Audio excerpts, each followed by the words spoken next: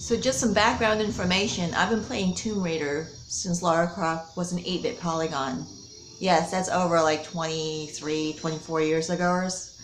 And guess what? I'm still playing Tomb Raider. This is the latest in the series of many, many years. So now it's what? Fast forward 2019? And this is Shadow of the Tomb Raider. As you can see, the graphics are not 8-bit polygon anymore. It's more like 100 and, well, actually 256-bit as far as I'm concerned. But this is actually being played on the Xbox One. So it's up to the 4K quality. So I'm actually recording this on my 4K HD TV.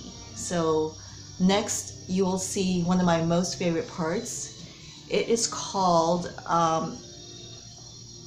when Lara actually goes into the wild jungle. I'm not really sure what it's called actually, but it's when Lara goes into the wild jungle, and I've already actually defeated the animal or creature, which I'm not going to tell you.